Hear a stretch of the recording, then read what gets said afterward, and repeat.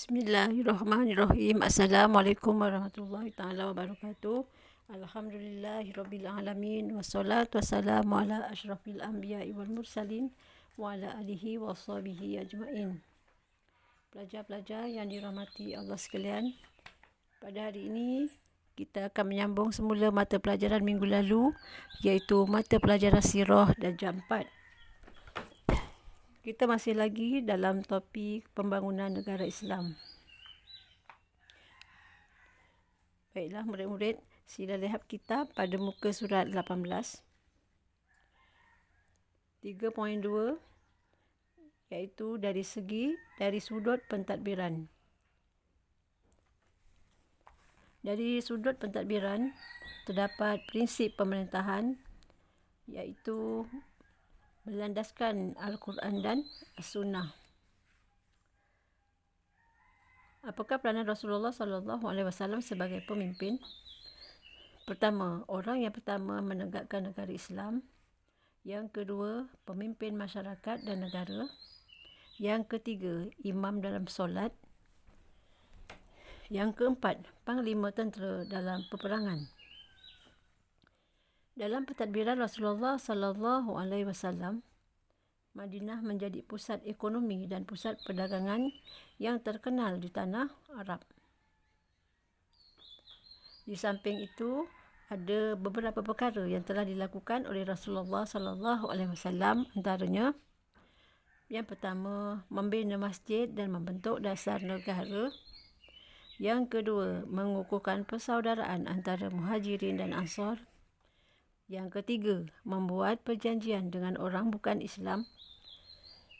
Yang keempat, menubuhkan struktur pemerintahan dan institusi zakat. Yang kelima, mengembangkan agama Islam.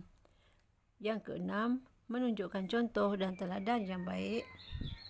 Yang ketujuh, memerintah secara adil, jujur, amanah dan bertanggungjawab. Dan yang ke-8, mendapat keredaan Allah Subhanahu wa taala. Dari segi sudut pendidikan pula, pendidikan Islam ini bermula sejak Nabi Muhammad SAW menerima wahyu kenabian dan kerasulannya.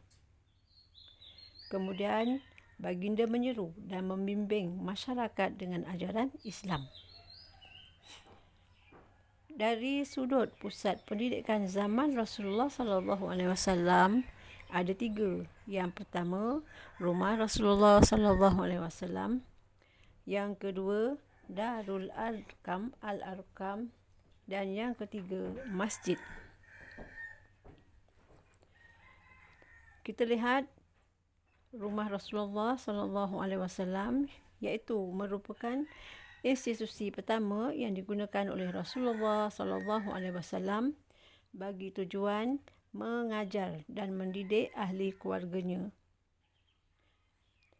Kemudian, antara ahli keluarga yang terlibat dalam dakwah tersebut ialah Sayyidina Khadijah bin Khuwailid, Sayyidina Ali bin Abi Talib dan Zaid bin Harisah. Okey, Darul Al-Quran. Darul Al-Arqam. Apabila umat Islam bertambah ramai, baginda telah memindahkan pusat pendidikan rumah Al-Arqam bin Abi Al-Arqam yang terkenal dengan Darul Al-Arqam, iaitu rumah Al-Arqam. Baginda mengajar Al-Quran dan perkara-perkara yang berkaitan dengan ajaran Islam. Okey, yang ketiga, masjid. Masjid telah dibina oleh Nabi Muhammad SAW, iaitu 2 buah, iaitu Masjid Quba dan Masjid Nabawi. Dari sudut ekonomi pula, sebelum kedatangan Islam, masyarakat Arab di Madinah ditindas dan ekonomi dikuasai oleh kaum Yahudi. Pada masa itu, mereka berjual beli dengan cara riba dan penipuan. Setelah kedatangan Islam, Madinah merupakan kawasan perdagangan kerana ia terletak di antara Mekah dan Syam. Kemudian kawasan yang subur untuk pertanian. Tidak ada lagi penindasan dan jual beli secara riba dan penipuan. Dan ekonomi di Madinah menjadi kukuh dan stabil. Dari sudut hubungan diplomatik, Rasulullah SAW telah mengadakan hubungan diplomatik dengan negara-negara bukan Islam. Di samping itu, dia memberi layanan yang baik kepada mereka dengan tujuan mengajak mereka untuk memeluk agama Islam. Baginda juga telah menyediakan 2 rumah yang besar bagi utusan-utusan tersebut berehat di Bandar Madinah. Okey, seterusnya kita lihat 3.5.2 iaitu utusan Islam yang dihantar ke negara bukan Islam. Okey, tengok yang pertama iaitu negara Habsyah. Nama utusannya Amr bin Umayyah Ad-Damri. Pemimpinnya Usama bin Al-Abjad, Raja An-Najasyi yang telah memeluk agama Islam.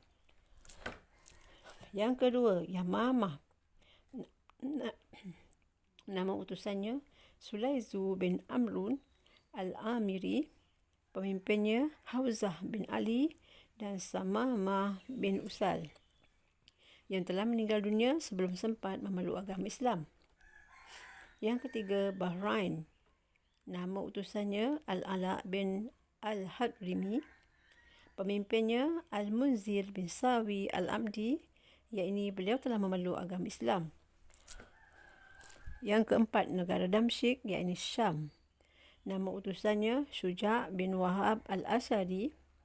Pemimpinnya Al-Haris bin Abi Syamari Khwassani, iaitu beliau tidak memeluk Islam. Kemudian negara Mesir, nama utusannya Khatib bin Abi Balta'ah.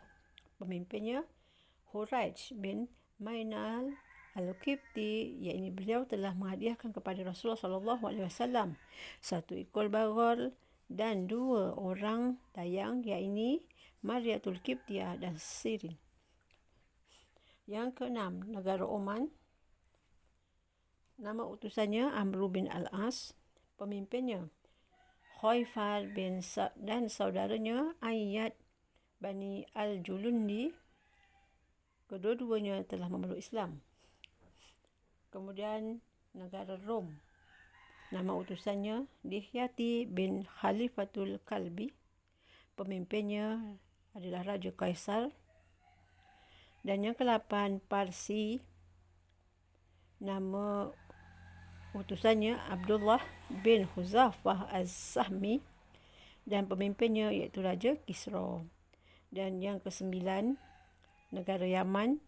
Nama utusannya Al-Muhajir bin Abi Umayyah Al-Mahzumi. Pemimpinnya Al-Haris bin Abdi Kilal Al-Himyari.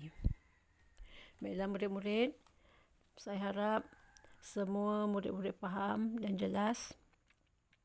Dan saya sudahi dengan wabillahi taufiq wal hidayah. Wassalamualaikum warahmatullahi taala wabarakatuh.